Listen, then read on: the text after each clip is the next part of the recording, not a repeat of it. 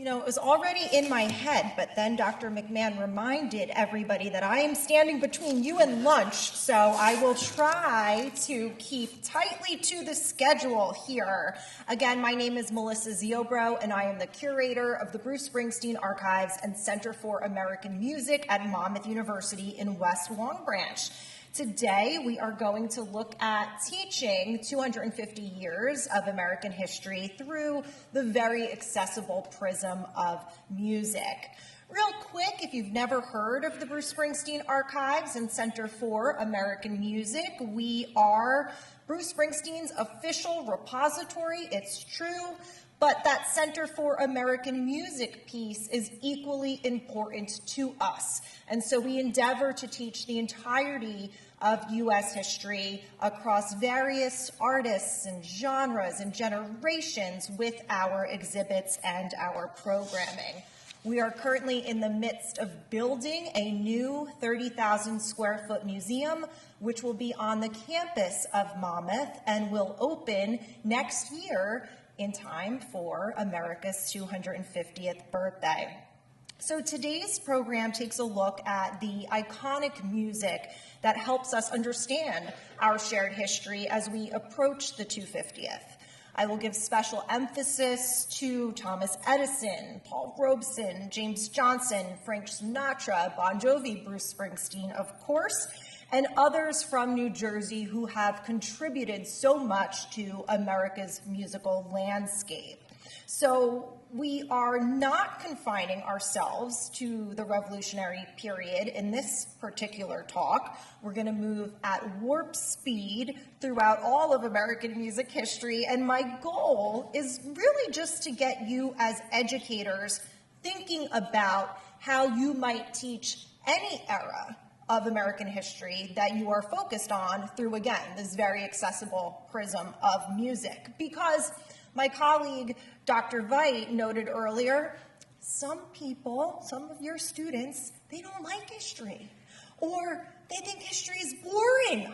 It's horrifying, right? But I think music is one way that we can kind of connect with virtually anyone. So hopefully you will get some good food for thought here.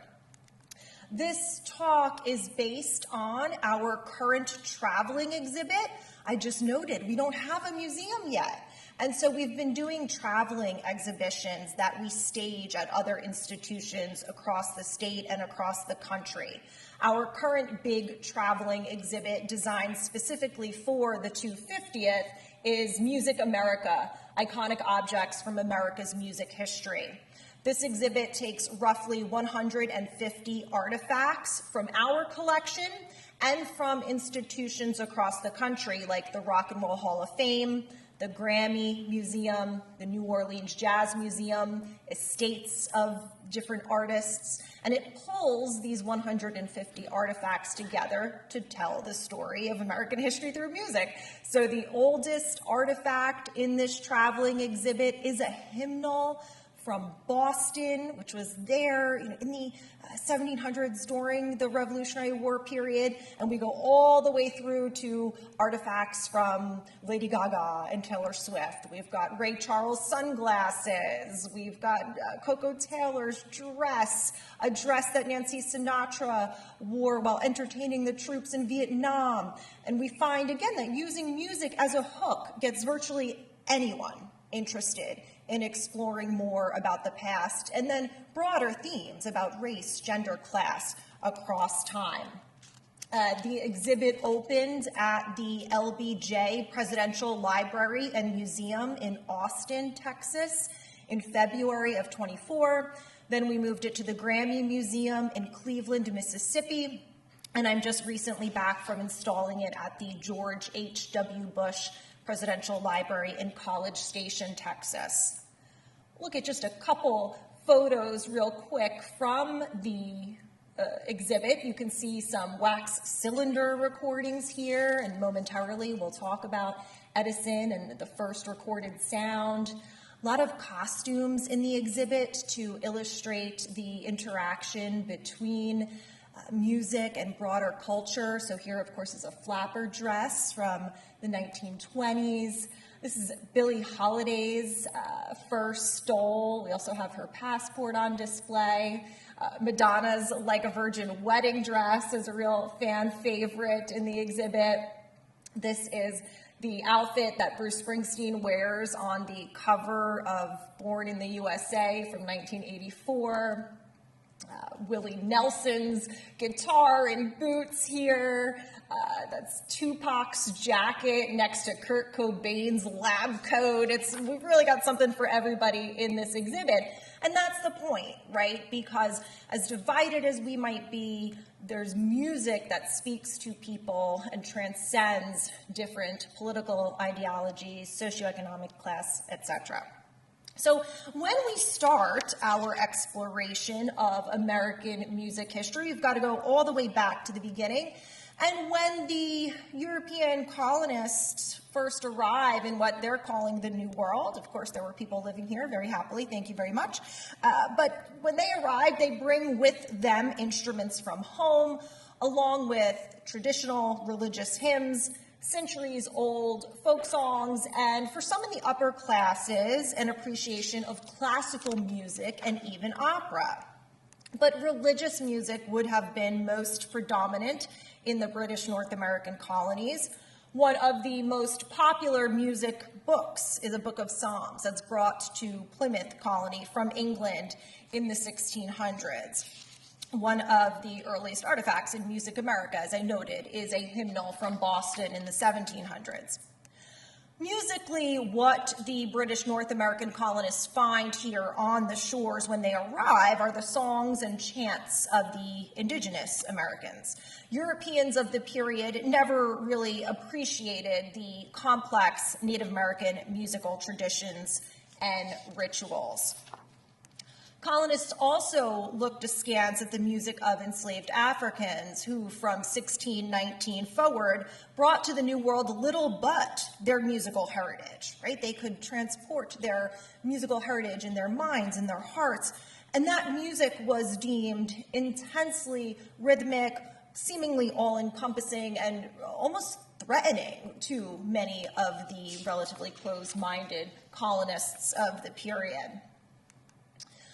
Of course, I don't have to tell you as educators, when the British North American colonies are first started, they're really experimental. No one quite knows if they will succeed, but as they grow and as they begin to prosper, we see cities such as Boston, Philadelphia, and Charleston grow, and professional musicians would increasingly be brought over from Europe by wealthy colonists to grace their big social events, their balls, their weddings. The music that was in demand by elites who could afford it, that was deemed sophisticated and cultured, was again distinctly European. There's not a uniquely American musical tradition in pre-Revolutionary War America. This is really fascinating to me because I think we have a lot of conversations even today about how money buys access to music and musicians. Whether it's the exorbitant cost of concert tickets or whether you are, paying to get backstage at a certain event, the idea that money buys you access to musicians is as old as America itself. Now, as the 1600s give way to the 1700s, it becomes clear that the British North American colonies, which are, really, as I said, experimental at first, are viable. We see more and more Europeans arrive on these shores, and we'll start to begin to see the first truly American music stylings develop. It really comes out of the religious revival known as the Great Awakening, as you have evangelists who are attempting to convert enslaved African Americans to Christianity. So they are trying to force the enslaved to adopt these very traditional European religious hymns, which are very stiff, very structured, and very, very different from the African musical traditions that I noted earlier. The enslaved were trying to perpetuate here in the New World. And out of the forced merger of these two very different musical traditions comes what we know as the Negro spiritual. And the spiritual really is the basis for all uniquely American music, from gospel to eventually R&B to rock and roll. Music historians will tell you that traces its heritage back to the so-called Negro spiritual. But Americans in the 18th century were still very, very invested in European musical traditions. Take opera, for example. Flora is believed to be the first opera performed in North America, in Charleston, South Carolina, in 1735. Opera originated in Italy at the end of the 16th century and spread across Europe before being imported to the North American colonies. Often seen as an art form for the elite, there were many traditions and social codes that surrounded what you would wear to the opera and how you arrived to the opera and what time you arrived at the opera based on your social status. Going to the opera was as much about seeing and being seen as it was about listening to music.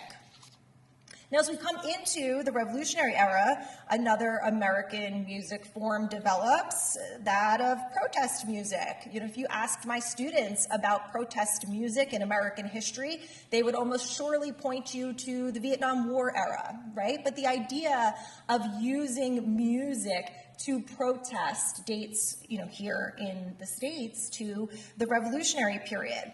Colonists also sang, radical, anti-British lyrics to often British beer-drinking songs, so kind of taking that music and reclaiming it as your own.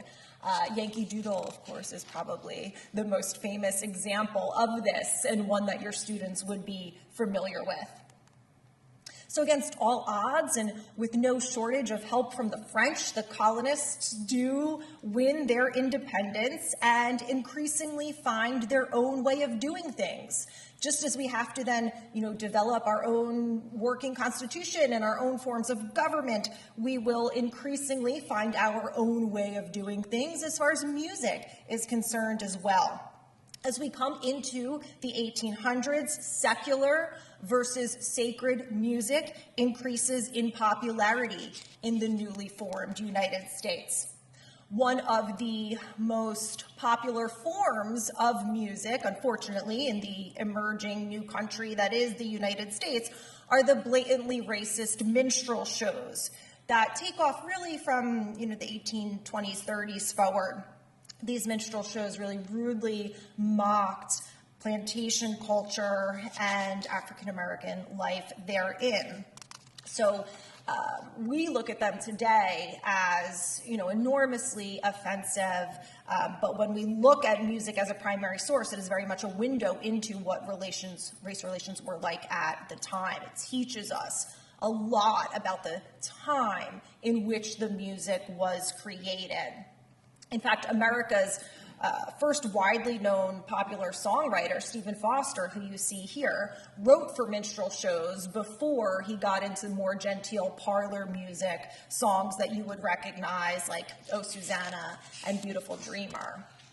Stephen Foster spends most of his life in Pennsylvania, but he does do some writing when he's living in Hoboken, New Jersey. There's that New Jersey tie for us. As educators, you'll likely find this next figure of great interest. The earliest systematic music education in America focused on training singers to lead church services. And then you have Lowell Mason here. Lowell Mason believes that music education should be a part of the public school system in every school in the new United States. And so he initially gets music education into the public school system in Boston, and it spreads from there. He really believes that music is critical to fostering students' moral, physical, and intellectual growth. And I love this example because here we are even today in 2025 debating whether or not we have funding or space in the curriculum for music and for arts education. As we continue our timeline here, we make our way up to the American Civil War, which rages from 1861 to 1865, of course, to preserve the Union and stamp out the institution of slavery. For the more than 3 million soldiers who enlisted or were drafted into the Union and Confederate armies, music would have been a part of their everyday lives, right? I could spend my whole time talking about the importance of music at wartime. You would have had, fife and drum that dictated what time they woke up, what time they went to sleep, when they ate, when to advance on the battlefield, when to retreat. And then there's the popular music that served an enormous role in keeping up the spirits of those both on the battlefields and on the home front. Of course, the Union Army is successful. We do preserve the Union. The Civil War frees some 4 million slaves. But we find the legacy of slavery in the development of early blues in the 1800s. Early blues is very much inspired by the aforementioned Negro spirituals, by work songs that were sung by the enslaved in the fields. Ragtime, which is another uniquely American music form, is going to come out of bars and brothels before going mainstream in the latter half of the 19th century.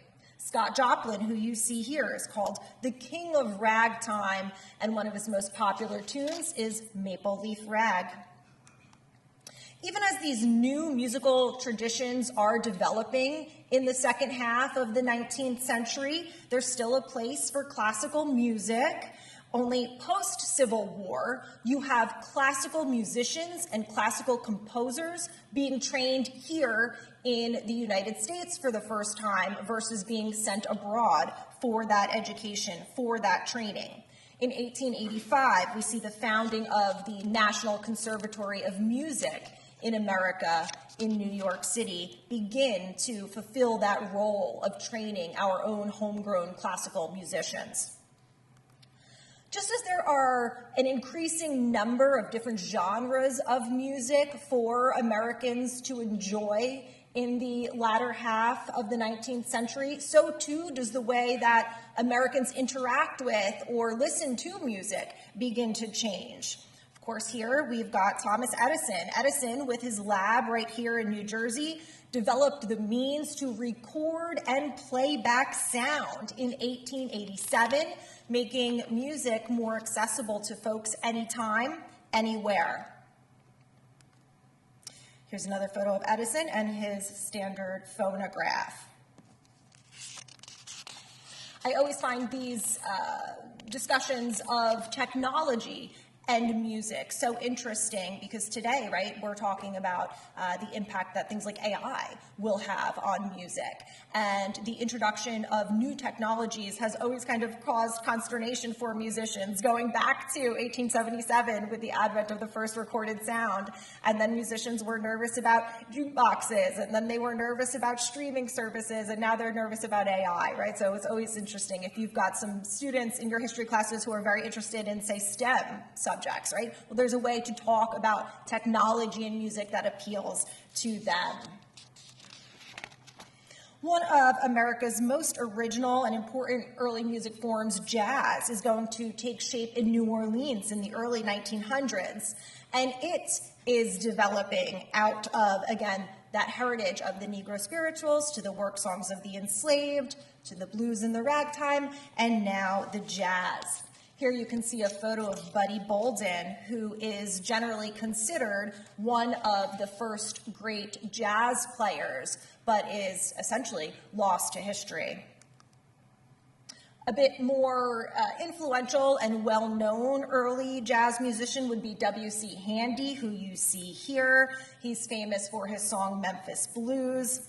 The disparity between Buddy Bolden being all but lost to history and W.C. Handy having a higher profile to this day leads to interesting discussions about how Handy was much better about copywriting his work and marketing himself than Buddy Bolden was. And so it's not necessarily about who is a quote-unquote better musician, but how the business of music impacts ultimately the historical record. So that's another way to kind of approach this interdisciplinary study of U.S. history through music, bringing in science, bringing in technology, bringing in business, basically whatever it takes to speak to your individual students and their interests.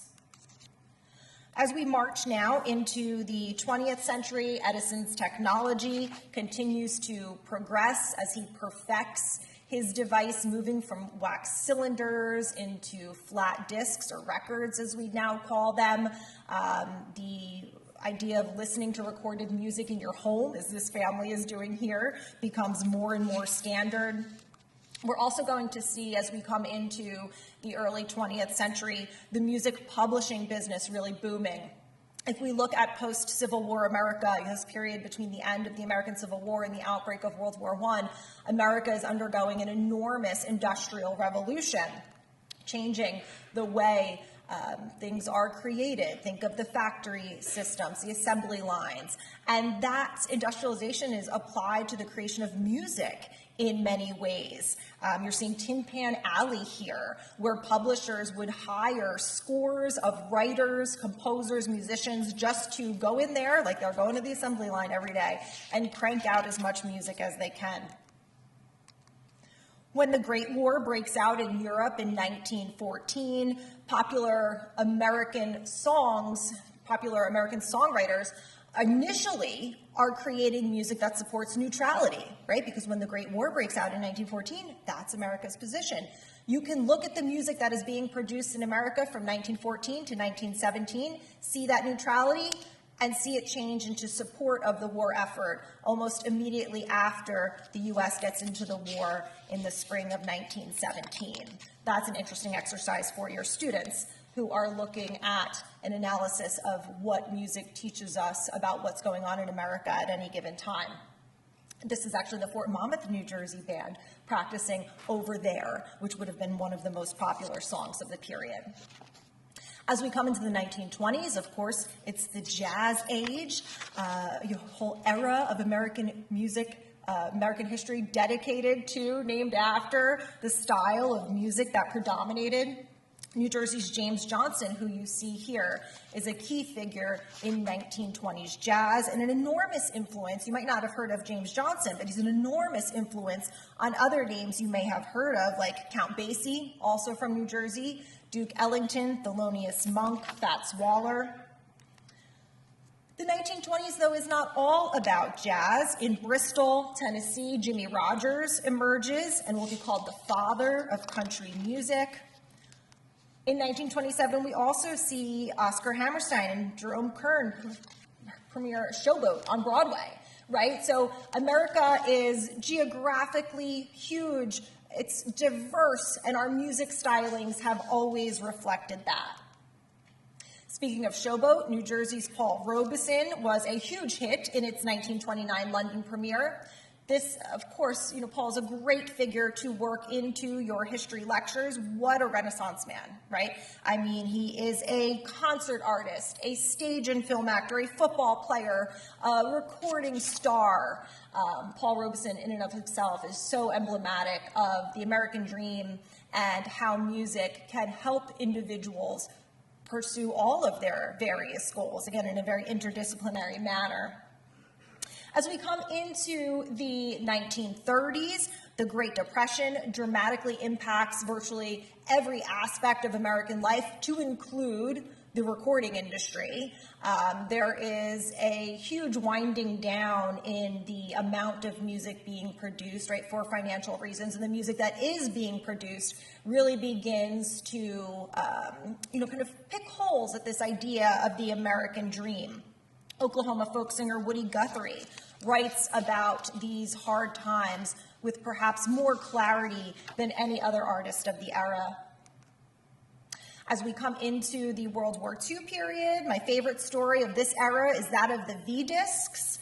The U.S. Army essentially starts its own recording industry during World War II. The largest union of musicians in the country goes on strike during World War II. It has nothing to do with the war. It's a dispute over royalty payments. But these musicians are all on strike, and someone in the Army's morale branch decides, let's get these musicians to come in and record music and messages for the troops to help boost their morale. So the biggest recording artists of the day, Frank Sinatra, Billie Holiday, we could go on and on. They go into the recording studio for the Army. It starts with the Army and spreads out to the other services, free of charge, recording records, V-discs, for the troops. They have great messages like, we miss you fellas, thank you, we appreciate all you're doing, and then they've got recorded music for them. And you could go back in the historical record and see letters, see newspaper editorials from deployed service personnel talking about how much this program meant to them. Interestingly, all of the V-discs were supposed to be rounded up and destroyed after the war, but many of them are smuggled home, and fortunately for us, a pretty much full run of them still survives to this day. And as we close out our down and dirty overview of American history through music, the post-World War II era is one in which we're coming out of a stage of big band and swing music and seeing a lot more experimentation, right? Things like bebop, rhythm and blues, which will eventually develop into R&B and hip hop, but also a very robust country music scene. In the hills and hollers of Appalachia, for example, you've got Hank Williams bringing honky-tonk to country music. You've got Bill Monroe and his Blue Mountain Boys.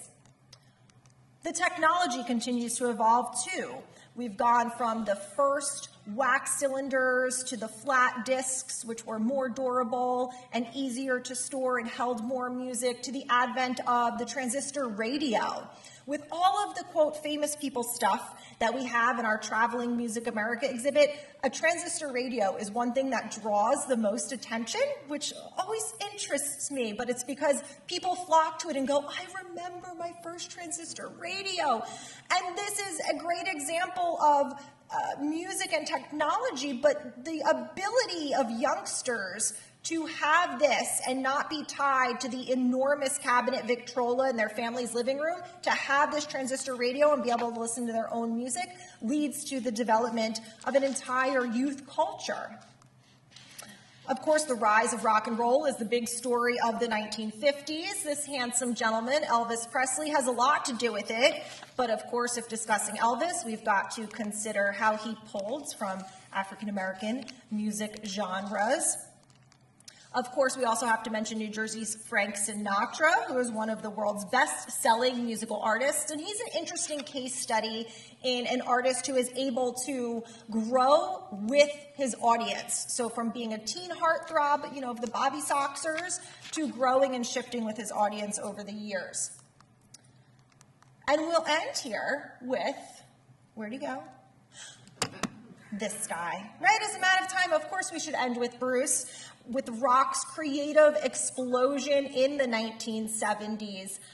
Bruce, of course, is in a number of teen bands in New Jersey in the 60s, just like your students may be.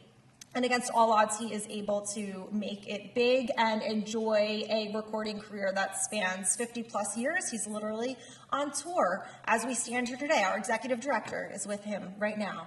What we've done here in a very, very short period of time, I hope, is spark some interest in how, regardless of what history class you are teaching, any given semester, whether it's the Revolutionary War period, through to U.S. history too, there is a way for you to find music history stories, to find songs that will grab your students' attention and make them sit up and say, you know what, history is not boring, and we're going to dive in and use the music as a gateway drug, if you will, to get into these broader discussions about technology and race and class and gender throughout our great American story. So thank you so much. One other thing I would like to mention is that we at the Bruce Springsteen Archives have a wonderful partner in a nonprofit called Teach Rock.